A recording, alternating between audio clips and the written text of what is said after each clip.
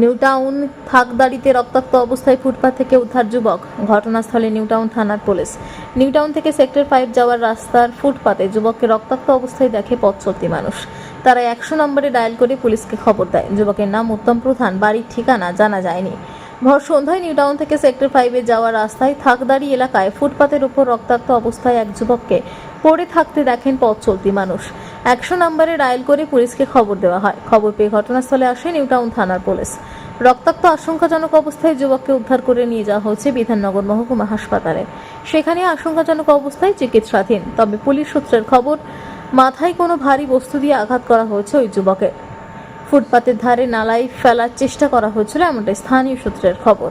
নিরাপত্তার দায়িত্বে থাকা সিসিটিভি ফুটেজ খতিয়ে দেখা হচ্ছে। স্থানীয়দের জিজ্ঞাসাবাদ করছে পুলিশ।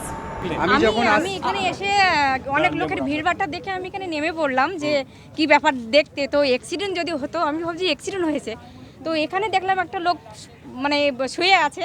তো আমি রাস্তার দিকে দেখলাম যে এত রক্ত এখানে যখন আছে, রাস্তায় তো কোনো স্পট তো কিছু নেই। এটা কি হতে পারে? এটা মানুষকে মারার কিছু একটা সেরকম কিছু মনে হলো আমার। তো তারপর গাড়ি এসে ওনাকে তুলে নিয়ে যাওয়া হলো। কোথায় আঘাতের চিহ্ন দেখলেন? ওনার মাথায় আঘাত লেগেছে, মাথা দিয়ে প্রচণ্ড রক্ত বেরোচ্ছে। আর গলা কিছুটা কাটা দেখলাম। কিছু বলার চেষ্টা করছে, আঙুল দিয়ে কিছু দেখানোর চেষ্টা করছে। নাম পরিচয় কিছু জানা যায়নি, উনি কিছু বলতে পারেননি। না, ওনার গাড়ি ছিল না মনে হচ্ছে। না, অত বয়স হয়নি, ওনার বয়স 28-30 মতো হবে, অল্প বয়সের একদম। আর না, ওর পরিচয় এখনো জানা যায়নি। এসে দেখছি এখানে অনেক ভিড় ভাট্টা রয়েছে, আর উনি দেখছি যে এখানে স্পটে শুয়ে রয়েছিল। হ্যাঁ, তো মাথা দিয়ে ব্লিডিং হচ্ছে, আর মনে হলো গলায় একটা কাপড় জড়ানো রয়েছে।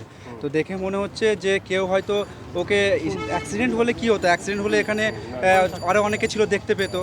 তো এরকম হতে পারে, যেটা আমরা সন্দেহ করছি, হয়তো কেউ ওকে মেরে এখানে পাশেই দেখুন নালা টাইপের একটা রয়েছে, তো ওখানে হয়তো ফেলতে গেছিলো। এবার ভিড়ের ক্ষেত্রে সে দেখেছে হয়তো ভিড়, ওই জন্য সাইডে ফেলে রেখেই চলে গেছে। তো আমরা এসে যখন দেখছি যে এখানে রীতিমতো 2-4 জন দাঁড়িয়ে গেছে, তখন আরেকটা দাদা আসলো। দাদা এসে বললো, দাদা পুলিশের নম্বর আছে? তো আমরা যেটা হেল্পলাইন নাম্বার 100-তে কল করলাম।